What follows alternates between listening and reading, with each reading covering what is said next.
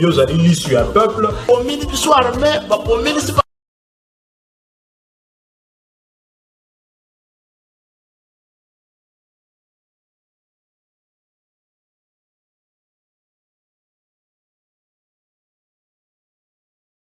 C'est la vérité. Même les lobes à cause de la fandi, à sommer le café, qui ne sache bien qu'à le café, on était après demain. Nauti ko sambe la nzambe, nauti église. Akoko c'est la mutu makambote. La terre a valé le sang des innocents dans ce pays. Vous avez dilapidé le compte du trésor pour donner Simbo à l'État avec autant de légèreté. C'est pas interpellé au pays. Il y a qu'à la preuve. Alors ça ne valait à rien de remplacer Joseph Kabila. Vous comprendre que Kabila a battu c'est Batika Ekinia. Comme il a 200 000, après moi j'acclame.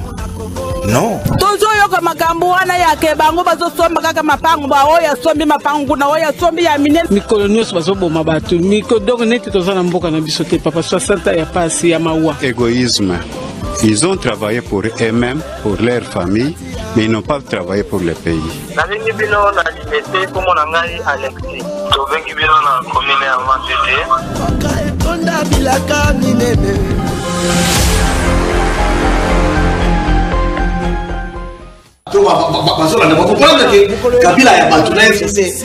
Les Congolais, l'émission du peuple, l'émission Oyobozela, rendez-vous il y a 18h chaque dimanche.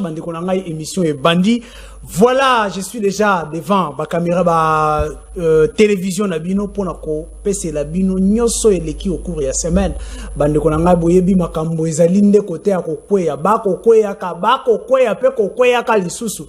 Après Mabunda, après Tambwe Mwamba, après nani Pepe Ilukamba, boyo qui était côté à Tambwe Mwamba ya lobite, boko isana bino ngaite, Naomi Kendela ngai moko, ye moko mitikeli makambo akei. Qu'est-ce qui fait peur? Na bande konabiso ou menace ya ko faire ya ko dissoudre parlement de mutu ko mema batu. Et si kawana to yebite bande konanga to ko beta pe lisolo na yango moke si mande to fandeli mama na likambo na biso bande konanga ilelo na ko beta politique moke 10% to ko beta politique moke to bande annonce sociale peut être to moni ete makambo batu ba ko sakana mingi na oyo etali makambo ya social ya population côté wana na discuta kate.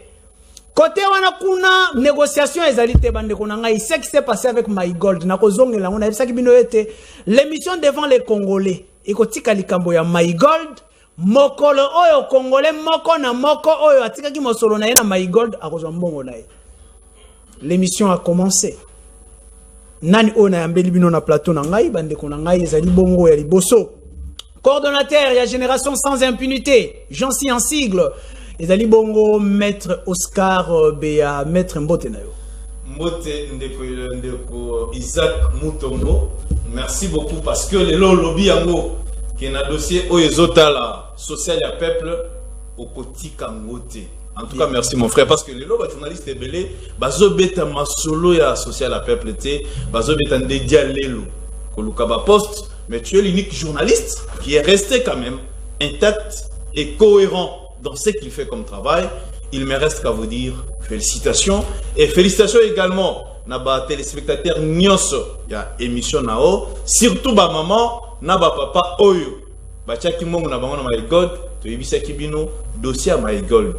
Toko tika yango te. Surtout na kati ya Génération sans impunité, Oyo Tozali, coordonnateur national. Merci beaucoup maître Oscar. Nazo zongela yo pona kobeta penda masolo yango ndeko na biso ya mibale o na yambeli bino bandeko na ngai. C'est pour la première fois matana plateau na biso, c'est le coordonnateur provincial chargé à mobilisation na implantation de Kopapi Dioso Mbote na yo. Mbote de Isaac, Antonio Botondi parce que c'est payé comme Sanga l'émission na yo qui est belé bazali na kati ya Kolanda. C'est tout la présentation na yo au tangi likambo oyo ezotu tanga motema makasi likambo social oyo un escroc de haut niveau monsieur Serge Kassanda Tumba Swati oyo ayeko escroquer ba mama ebele yo moko ozalaki na biso kuna lobi na 10e rue on a kindenge ba peuple ba kinoise na ba kinois ba tondaki kolela biso koloba ete maître Papi Dosso, donc, Mouto Yako Bundisebino et l'ongona coordonnateur principal donc national maître Oscar Oyaza Mopanzinanga. Donc, ma maman Balila qui m'a cassé, Badana Passi, Mbongo ya Passi. Kasi yo zali na pasi na motema ngape naza na pasi na motema ya koyeba ete bodo sitaka ndeko ya bato oyo responsabilité zena no établi na justice te tokobeta lisolo na kozongela yo ndeko na ngai. Merci beaucoup bandeko na ngai boyebi ete à part ba invité na ngai oyo bazali na plateau bino bozalaka ba invité na ngai oyo ya mikolo nyonso téléphone na ngai eza ya kofongwama nakoyamba bino pona kobeta lisolo na kati ya mboka nayebisaka bino ete soki yo olingi komilobela te congolais elobi ete yozwi mboka oyo opesi yango na maboko ya bapolitike ya bapoliticien congolais comprendre sikoyo esika tokosuka. Je crois na bandi penza la maître Oscar liboso ete tobeta lisolo ya Maïgold oyo kitambo mwamba ko démissionner alobi ete akei na ye aboyi na ye boko isaye. Qu'est-ce qui se passe? En français, mon cher, on dit il faut quitter la chose avant que la chose vous quitte. Ah, ok. Il était prudent. Il était prudent. Le vieux a appliqué la sagesse et l'intelligence. Il est parti avant. Vous savez, le président de la République à l'Obaki, que je vais déboulonner les systèmes dictatoriaux. Batunabiso à la Mouka. Babandoloba. Oh non, Félix, c'est un président protocolaire. Oh Félix, c'est un président qui n'existe pas. Les décisions se prennent na Kingakati. Oh, il est président patin. Il est président, je peux dire, de deuxième classe. Mais aujourd'hui, le chef de l'État a la Kissi, à la face du monde, que c'est lui qui a les bâtons de commandement. Mabunda est parti. Tambomamba est parti. Pepe Ilukamba est parti. Mais je vous dis, mais c'est presque tout le monde. Parce que bientôt là... Est-ce que vous pensez qu'il y a des populations qui ont causé là? Tout, on a des distractions non, mon frère. Le problème avec cette coalition était social, la population. Il y a la quitter. Parce que, bande konabisonyo sur FCC, bande ko dépendre la Kingakati. C'est pourquoi le chef de l'État a dit, nous devons mettre fin à la coalition. Il est la coalition réalité. Aujourd'hui, ce qu'il y a une union sacrée pour la nation, tu dois te soumettre aux volontés de la population congolaise. C'est-à-dire, il faut osaler là pour l'intérêt du peuple. Osala Moyeka Sanj, Osala Emmanuel Chadari. Mais dès que tu es dans l'union sacrée, d'office, tu es transformé.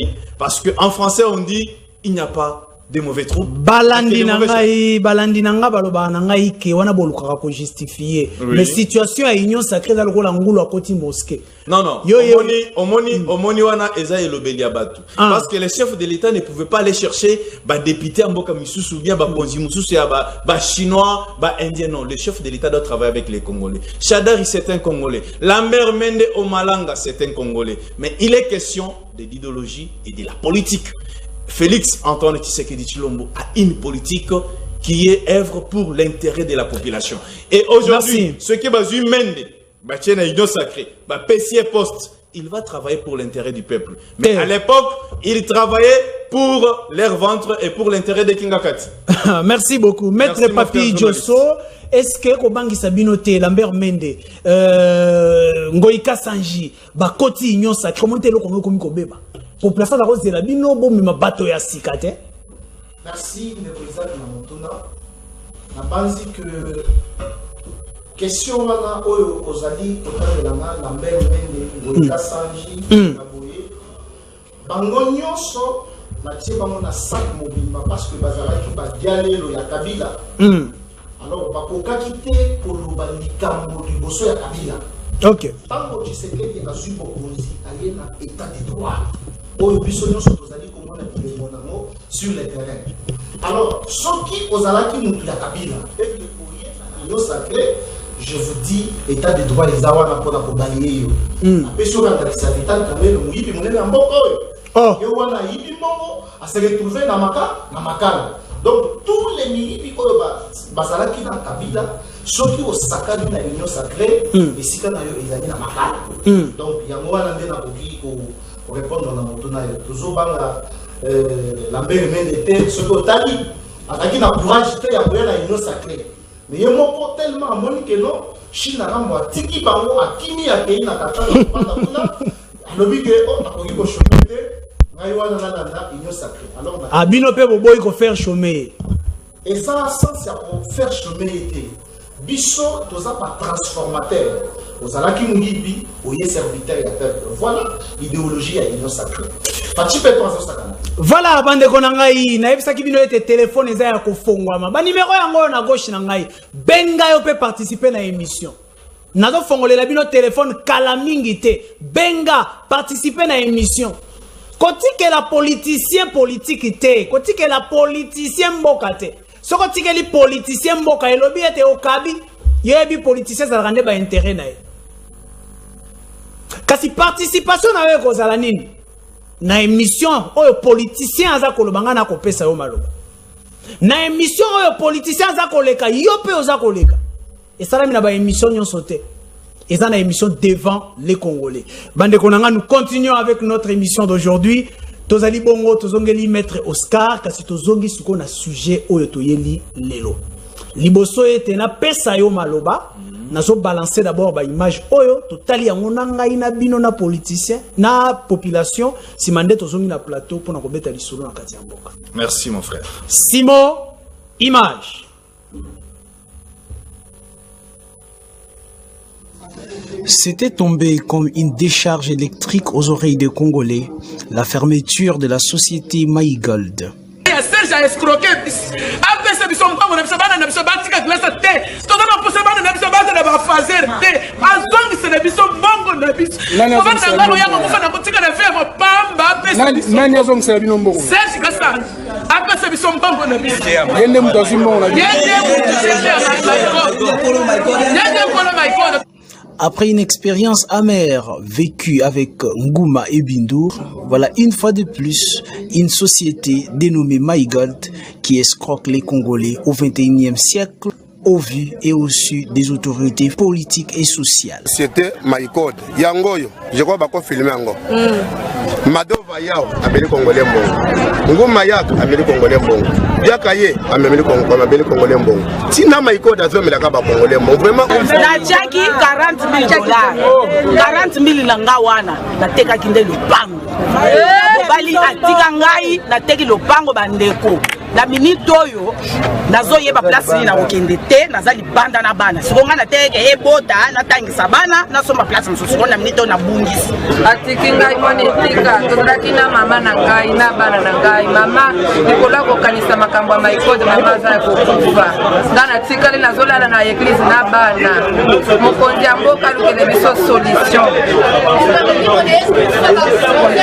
nazo senga na mama mwasi ya mokonzi mama Denise, yokele biso mawa, toza bana na yo, tozolela, baye koskloke biso mbongo ezali ebele, toza na se, nazange sika kokende, nazolala na baeglise na bana, naza na bana na koya na bango, ya komona ndenge nazosofri likolo ya Maïgold, alienga mbongo ebele. Ngai na yebaki eloko moko te. Namoni kaka na pasi oyo nga naza nango ba camion nazalaki nango na pesi ba chauffeur baza kolia mbongo banini tu ndambo ekonomi ya mbongo etikalaki na nga na maboko 3000 nakamati mbongo wana nga nakamati na tina na nani wana et puis depuis nakamati mbongo na Alexis sanza misato na lobis na 2 mois oyo nakozwa te comme ça tango nakoya kozonda mambongo wana ezala ibuta likolo po mbongo eza moke 3000 na ya mpo nakamata mbongo o biro bakangi basali likambo bakunji nyonso tu bayebi yango. Nous ne devions même pas aller mettre notre argent sur M. Charles Kassanda. Donc il a profité de ces documents pour faire quoi? Pour arnaquer les gens. Face à une indifférence qui ne dit pas son nom de la part de nos autorités, quelques questions se posent. Que cachent les silences inexpliqués des autorités face à cette situation? Pendant que ceux qui ont joué à cette aventure circulent librement à Kinshasa, protégés par certaines autorités militaires, sans s'intéresser aux pleurs et aux grincements des dents de la population. Mboka oyo topesa la confiance mingi na bakonzi na biso. Mais bakonzi bazo trahir population. Tokoyoka lobby le peuple d'abord, lobby bifulani, mais ba peuple yango bakipaka bango te.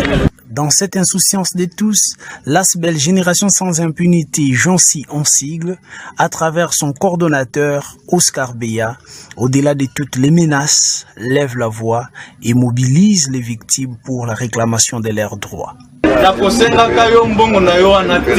Jamais, s'il arrivait que, sans but lucratif, nous sommes dans une ASBEL. S'il arrivait que Makamoto Sala, peut-être le lobby, va comprendre que Maître Moko Sengse qui va en police, on vous paye, moi c'est la joie. J'ai atteint l'objectif pour lequel je voulais. Vous allez comprendre, MG. On a aussi ma bonne aussi. On a une des pressions. Vous avez ça du son de la bicyclette, de chaque monde on a du son. Pas ça du son des mondes on a du son. On va te donner ton argent. Je n'ai pas le temps, mon cher ami. Je ne vais pas me vendre de te demander l'argent. Je n'ai pas. Mendicité parfois ça réduit aussi la valeur d'une personne.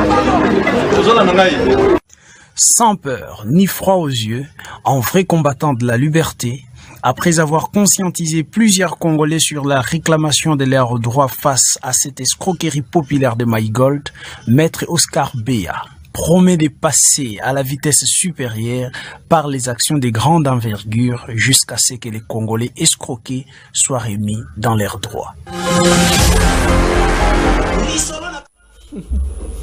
Voilà, bandeko nangai wana zalaki bongo descente auto salaki na bandeko ya MyGold. Tebisaki bino tokotika dossier yango te tokoti yango lisusu. Benga ndeko na yo nyonso aza victime ya MyGold.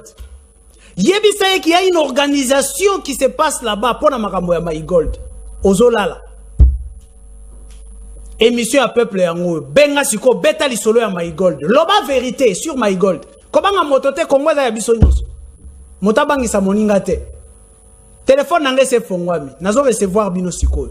Bapel na bino benga tinda mwana somba unité benga sikoyo ndeko na ngai. Nazo banda ko recevoir bino juste après réaction à bandeko na biso bazana plateau na zongeli bino na recevoir bino. Maître Oscar Beya. Mon frère journaliste. Obandi makambo ya MyGold. Oui. Lelo oyo tozali wapi. Yebisa bana mboka ye tozokoka na makambo yango te. Batika na bango kolanda yo. Merci beaucoup mon frère. Dossier à MyGold tobandaki yango ça fait maintenant ça c'est la 3e semaine. Lobby na yebi ke yo zalaki wana ozwaki déjà ba image na biso na conférence de presse auto salaki. Parce que au monaki ozalaki liboso ya ba victime pas moins de 5000 personnes ba o ba yaki lobby liboso permanence il y a parti présidentielle. Pourquoi tout ça là qui point de presse et ça dit pona komema maloba na déclaration à ba victime à MyGold tinanda comme mokonzi mboka na biso parce que mon frère journaliste monsieur Serge Kassanda Ntumba il a manigancé, il a utilisé les discours du chef de l'État pour escroquer la population congolaise. Comment ça? Voilà là où ça nous fait très mal. Ceux qui ont accueilli tango MyGold de bando sala, ok na limité na 16e rue, ici ka société wana yalaki ba bandaki côtier la population congolaise ou bien ba investisseur discours à chef de l'État parce que mokonzi mboka lobaki, je crois na discours na le 30 juin, il avait dit que je vais rendre les Congolais les millionnaires en passant par la monnaie électronique. Et c'est pourquoi... MyGold aussi était une monnaie. Exactement. MyGold a profité. Monsieur Serge a profité parce que Serge, c'est lui le directeur général de MyGold. Attendez, vous l'avez cité plus de 10 fois. Oui. Comment est-ce que vous... Qu'est-ce qui fait que vous puissiez responsabiliser Monsieur Serge Kassanda pendant que Batubalobi était yémoro pas à victime? Mon cher journaliste, peut-être par ignorance. En tant que juriste, nous avons mené des enquêtes. Nous avons fait des recherches et nous avons des documents qui prouvent que société wana MyGold et tikala kozala na États-Unis et tikala kozala na France et tikala kozala na poto te. Oh mais je vous dis mon frère, ba congolais oyo bazana bandeko na bango na poto, bazana bandeko na bango na États-Unis ba meka. Omoni mutu oyo babanda ko benga biso wana na kati ya 16e rue Connor. Connor c'est comme un saïsaï au Congo. Monsieur Serge, oh mais je vous dis mon frère journaliste, nazo pesa information oyo pour na ba victime nyonso ba comprendre que non, Serge c'est un escroc. Je suis en train de déclarer qu'il est escroc pour Abima to samba nae liboso ya ba juge na biso. Connor c'est un, je peux dire un comédien. Serge a foutu mbongo nae a sali publicité. Mais pour na ba congolais awa Mamona Kineti Kono, des représentants, ya My God, na niveau ya poto. Ok. Serge Abengisi Jiben Piana. Tina 16e rue. Amatisi Jiben na babiro na ye, akitisi Congolais abimi alobi non. Jiben Piana pe abwaki mbongo na ye kuna. Vous voyez comment le monsieur a manigancé avec l'intelligence de peuples congolais, des peuples quinois, pour bailler bakosala, kotiambongo na bango. Et surtout mon frère journaliste, quand il utilisait les discours du chef de l'État, c'est à ce moment-là parce que les populations mobimba congolaise, baza sima mokonzi mboka Fati Beton. Bato balobi non, Fati alobaki na discours naye que non, il va nous rendre de millionnaires. Alors, il y a un monsieur qui nous a mené cette histoire de My God, autrement c'est Fati qui l'a amené. Il fallait mordre à la main. Mais mon frère, attendez, et c'est comme ça, tu es belé, qui a dossier, il y a My God, non, c'est parmi les partenaires ou bien les investisseurs que Fati nous a mené au Congo. Au contraire, c'était une escroquerie à ciel ouvert, mon cher journaliste. Merci beaucoup. Et quand je suis en train de parler de ce dossier, monsieur le journaliste, je suis en colère parce que hier, devant le chevalier de la presse, bien de la plume, vous y étiez, mon frère, c'était deux mamans. J'ai vu même une maman qui m'a amené préavis naé, il y a aussi des papas. Il y a un papa qui est mort, qui a tué aussi sa femme. Mon frère, nous ne pouvons pas supporter qu'un escroc, ce monsieur-là a pratiquement 35 ans, venir ici, installer ses bureaux et récupérer l'argent comme ça. Merci. Merci Oscar Béa. Ne laissera pas ces dossiers. Très bien, merci. Maître Papi Djosso, oyoki population kolela. Na kati ya bato ba kolela wana, na oyoki mama moko koloba, atikali yemoko, atikali mwana etike. Mabale kufi. Mama na ye akufi, pona makambo My Gold. Oyoki papa moka se pendre, pona makambo My Gold. Mais natango population za kolela, bino ba maître avocat bozali wapi. Merci de Isaac. Tant que autres dans ma question,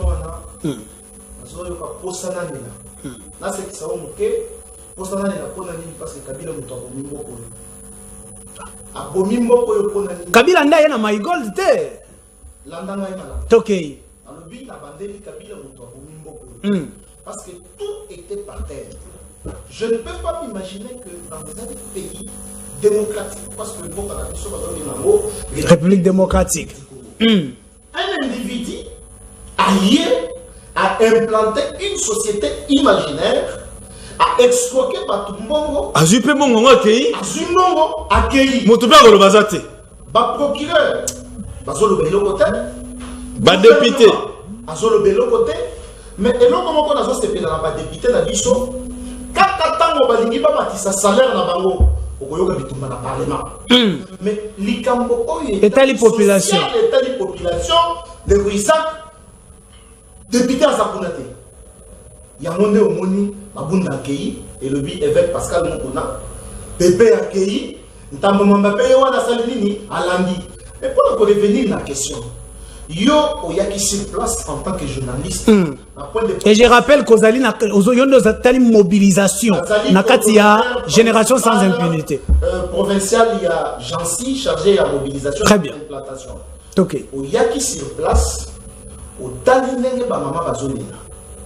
De marche ya maître Oscar et le mona biso, on dit toujours travailler na ye.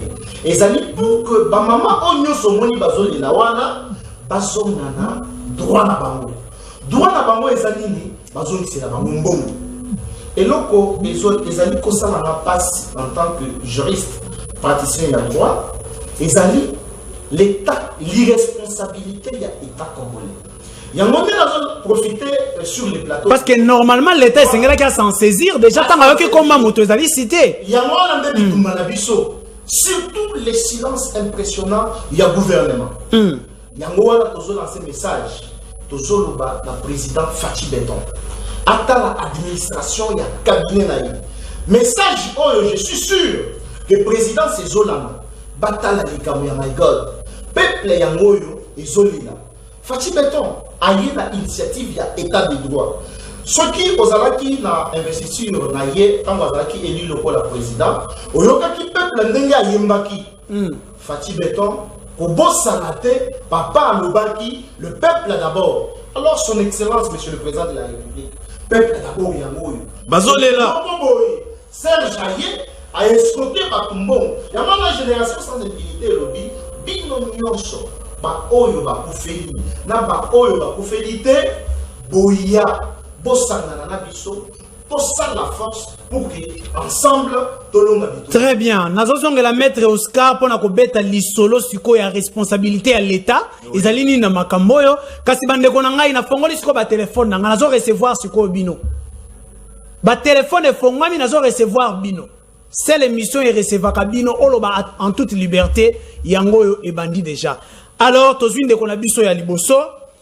Alors ndeko bengi biso wapi kombo nani kima mosika ya télévision na yo pe landa retour na téléphone.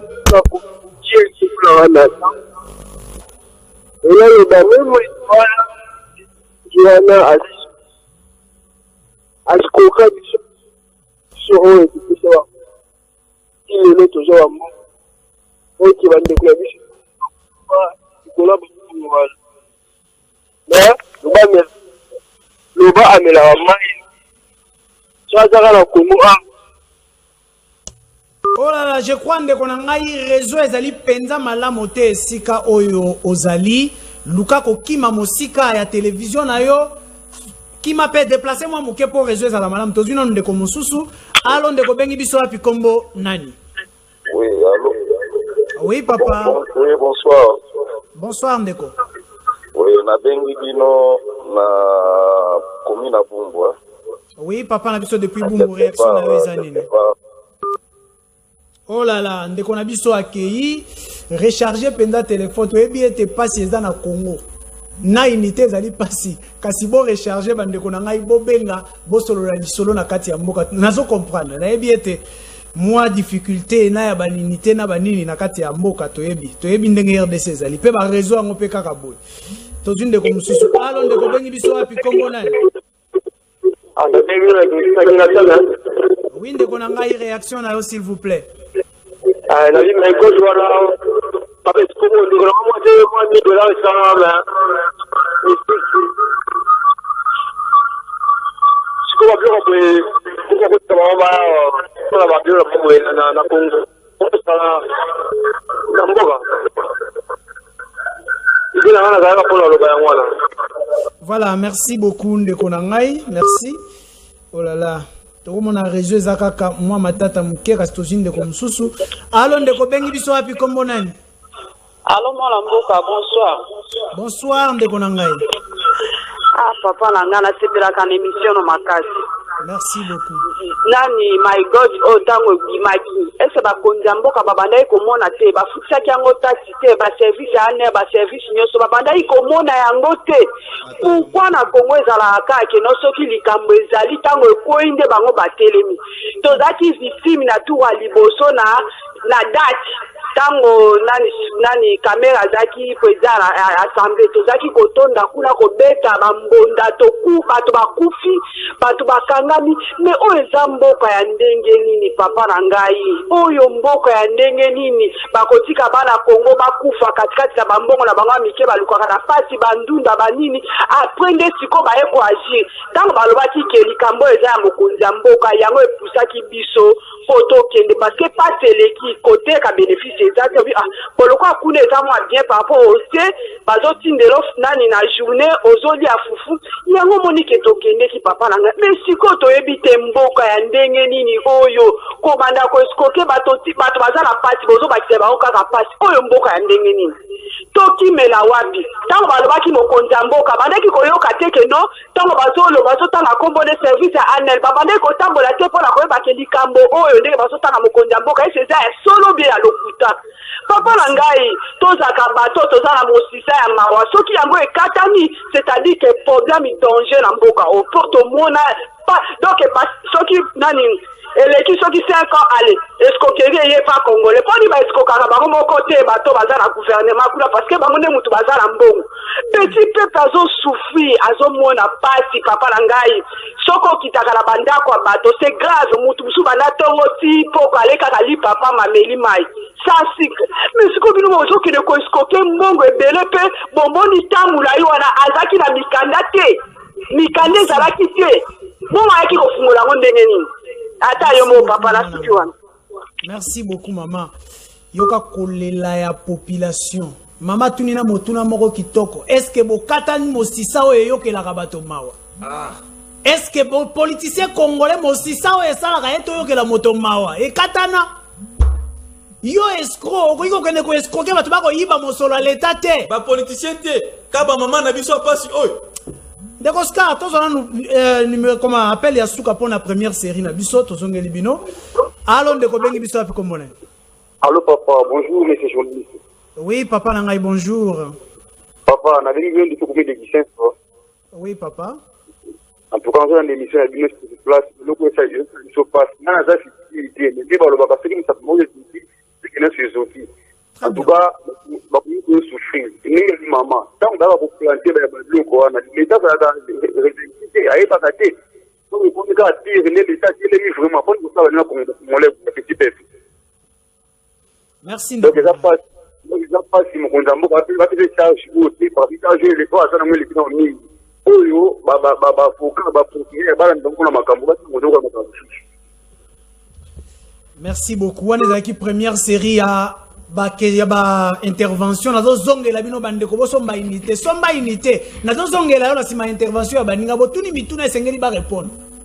Est-ce que l'état congolais azalaki informé te Maïgold da ko sala makambo ya ko sala nani apesaki Maïgold mikanda ezali l'état congolais lelo population aza escroquer nani esengeli atelemela ba responsable à Maïgold Maître Oscar, Motuna Yangwana direct. Oui. Quelle est la responsabilité de l'État congolais dans l'escroquerie? Escroquerie, on a la même escroquerie populaire. Oui. Merci beaucoup. Biso tozo bengango escroquerie à ciel ouvert. Ponanini. Les lobiso to sali ba recherche biso Maïgold. To constater que société wana ezalaki na RCSM. Et ezali awa na kokipe kotanga yango ezalaki na RCSM 20/B/0034. RCSM et Ali numéro Oyo, l'État congolais a payé sa kabutsoka lingasa la société nae. Tikana lo bango na français autorisation. Monsieur Serge Azalaki na RCSM, Monsieur Serge Azalaki na numéro d'identification. Monsieur Serge Azalaki na numéro d'impôt. Donc azo fout impôt. C'est-à-dire Serge Abanda ko fout impôt. Serge Azalaki na mikanda na union se outaki na guichet unique. Autrement, l'État congolais a ébaki que il y a un monsieur où il y a une société na niveau ya limité 16e rue azo Zwambongo il y a population congolaise. Donc l'État est responsable quelque part. C'est-à-dire l'État est complice dans cette escroquerie parce que il est pratiquement impossible. Mon cher, depuis Tobandi Makamba Maïgold, il y a le généraux qui m'appelle Maître Toza Simanayo. Il y a les députés qui m'appellent Maître Toza Simanayo. Il y a les policiers, surtout les policiers, mon frère Bazana dossier Oyo, Bago Zalata 100 000. Il n'y a pas si. Ce qui 100 000 francs à l'obinatia na Maïgod n'a pas bénéfice. Papa na kati a dossier Oyo Toza na ba militaire Bazana kati. C'est-à-dire c'est toute catégorie. Naketi Moussika, Tina kati famille présidentielle. Bana Mama Marthe, ba escroquer bango Mongo et pas Serge Kassanda. C'est pourquoi Bissot Lobby, na dossier Oya Maïgold, l'État congolais est complice. Serge Alingaki a vendu na limité à Bandoko Zombongo, à Congolais, à Kinois, sans toutefois avoir tous ces documents ici. C'est là où il y a la complicité de l'État congolais. Et nous disons ceci. L'État congolais, Oya Pesaki, Serge Mikanda, a dit Bissika Serge Ayali. A Kangela Bisso Serge azongisa la maman oyo bazo souffrir butu na moi mbongo na bango mon frère maman on a tout à lobby ita na banda kulelo mon cher pona kozwa $100 na Kisasa awa et il facilité mais Serge a escroqué 2 millions de dollars. Merci. Et lelo ce que na boloko ngai na avocat na kenda na prison chaque mercredi pona kolobela ba oyo nanga bazakuna. On arrête les Koulouna parce que Aïbi $100, Aïbi téléphone. Mais Serge a détourné. Selon statistiques, Naba Oyo Basi Baye ko s'identifier par Nabiso Lokola ba victime. Tout de suite au calculé Mbong Oyo Serge a détourné c'est 50 millions de dollars. Mon frère, vous dis, je parle bien des millions. Je vous dis bien 50 millions de dollars. Mais Serge Akimina no Kishasa te papa. Serge Ayalina Kishasa, il est protégé par les autorités de la République. Merci. Un certain général. Mon frère, ça nous fait très mal. Population congolaise, Oyo Votaki président en 2018, je crois 2023. Fatia Kozonga pour voter. Mais l'unique testament que son père l'avait laissé, c'est le peuple d'abord. Les lots peuples osent escroquer pendant le régime de Fati. Ce qui n'est pas normal. Ce qui n'est pas normal. C'est avec colère, mon cher, que nous sommes en train de traiter ces dossiers de My God. Serge doit être arrêté et répondre de ses actes. Merci. Maître Papi Diosso, yoki maître Oscar Koloba, kasi motuna nangeza boye. Oyoki ete na kati ya makambo oyo. Ba cité chef de l'État. Natango ba service compétente. Ba service ezali oyo esengeli elandela. Tango chef de l'État zali cité. Ané. Ba service ya intelligence ya l'État. Et Serge a œuvré pendant une année. Mais c'est exact. Ça c'est gravissime. Toke inde kona. Na ebandeli ya émission, na lobaki na sekisa yo. Na lobi Kabila moto abomi mboko oyo. Vous comprenez qui? Toke. Oyo ozo comprendre. Pour ne pas faire la publicité, il y a pas chaîne Moussou. Na bandaki kolanda chaîne moko na banzo ebi yango après émission na koyebisa yo yango. Bazoloba, tout ça c'est lui. Cette phrase m'a beaucoup plus intéressé. Tout ça c'est lui. Tout ça c'est lui. Et tout ça c'est qui? Donc, l'escroquerie, tout ça c'est lui. L'impunité, tout ça c'est lui. Alors, on va revenir à la question de la cité chef de l'État. Parce que il y a bon fonctionnement de l'institution. Azali, le magistrat suprême. Kasina eloko yango azala kite.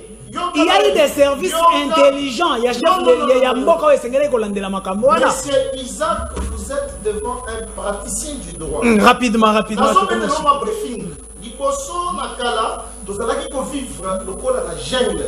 Donc la loi du plus fort n'est pas qui vous régner. Mais tant qu'on va vendre par le non. Topona ba mikonzi na biso ba oyo tanto kozala na nzala toye liboso ya mokonzi tozala nzala mokonzi ya répondre la désiderata ya peuple yango na ndezo mona ba parlement ba député ba président de la république. Mais en tant que président de la république en droit administratif ti oyo ba kino ba bengiti ya komila ya mokonzi ya mboka ezali na tongo ala muki apesier mokonzi tala na kingasani likambo boye salami. Voilà le café du chef. L'information. Voilà pourquoi Tozoko a impliqué chef de l'État dans les Cambodge. Atala Yango. Yango Lande, génération sans impunité. De Télémi, tomber de la boue que mon. Très bien. Très bien. Na devant les Congolais Yokio déjà. Maître Oscar Beya toke na moi lombango simana ko yamba appel mi balé pour na ko kata émission na biso. Mais mon frère Bozali ko kende wapi, ti wapi na procédure. Mon cher, qu'est-ce que vous avez déjà fait? Bozo ma population wapi. Bozo ma victime wapi. Parce que biso na kata génération sans impunité, nous avons besoin de victimes de My God rêve.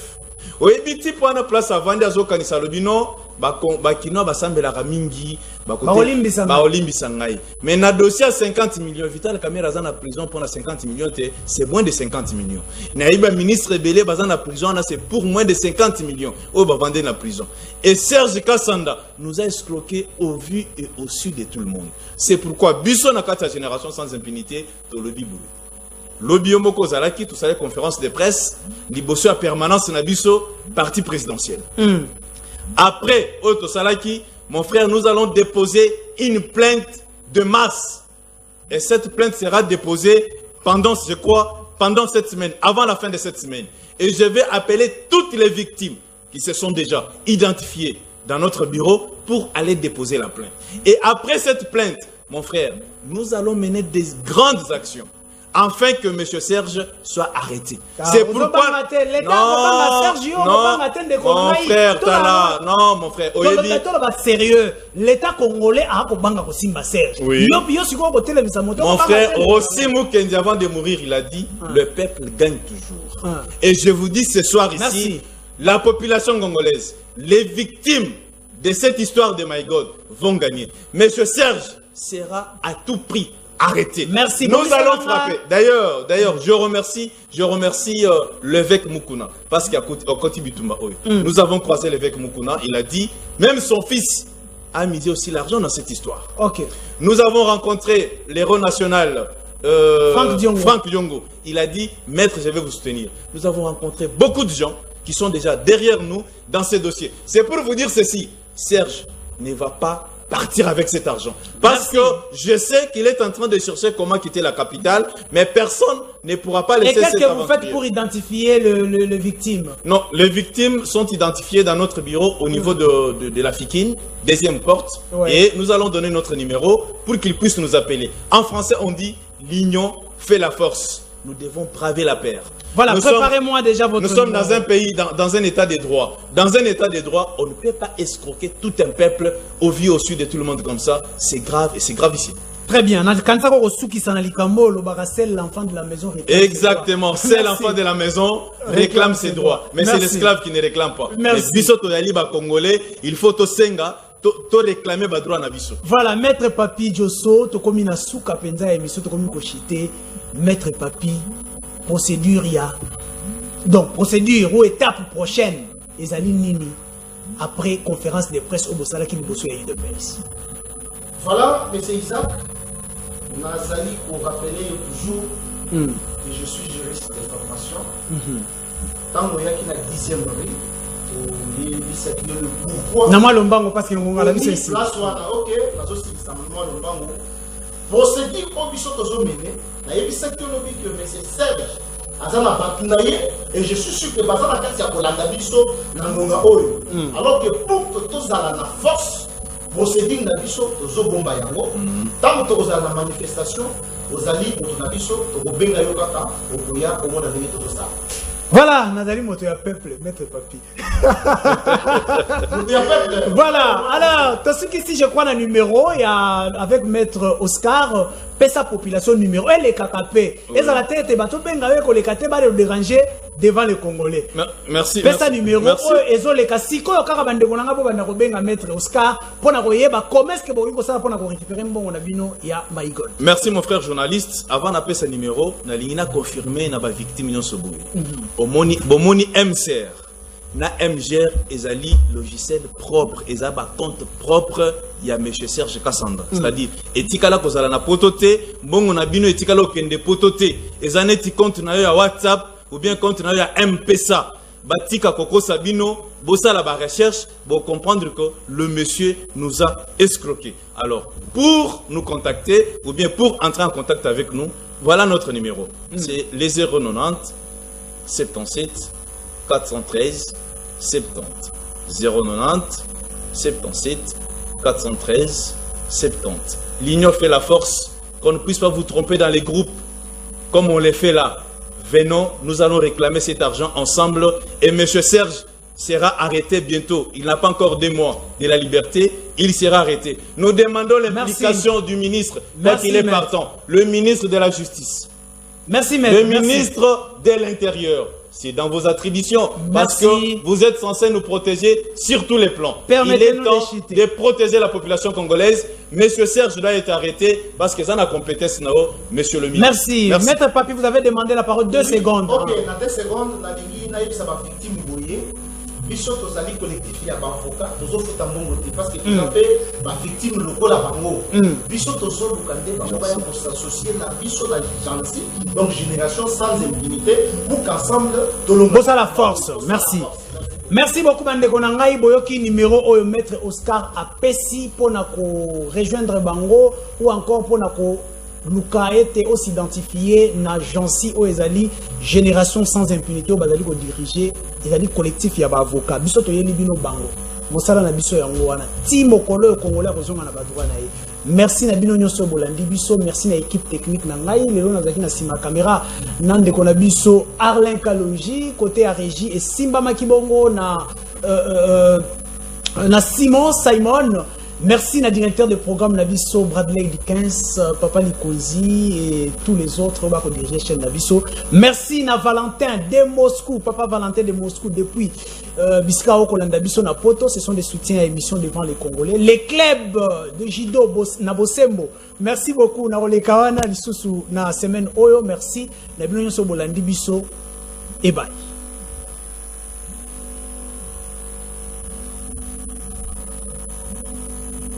Mais il me sache bien qu'après le café, on était après demain. nauti kosambela nzambe nauti église nakokosela mutu makambo te. La guerre a avalé le sang des innocents dans ce pays. Vous avez dilapidé le compte du trésor Bobini Simbongo et l'État avec autant de légèreté. Fais pas interpeller au pays. Il y a quand même preuve. Alors ça ne valait à rien de remplacer Joseph Kabila. Attends, on va comprendre que Kabila a battu c'est Batika Etimia. Comme il a 200 000, après moi j'acclame. Non. Tozoyoka makambo wana yake bango bazosomba kaka mapango ba oya sombi mapango na oya sombi ya minene mikolo nyonso bazoboma bato mikolo donc neti toza na mboka na biso te papa 60 ya pasi ya mawa. Égoïsme. Ils ont travaillé pour eux-mêmes, pour leur famille, mais ils n'ont pas travaillé pour le pays. Nabengi bino na limete komo na ngai Alexis. Tobengi bino na commune ya Matete.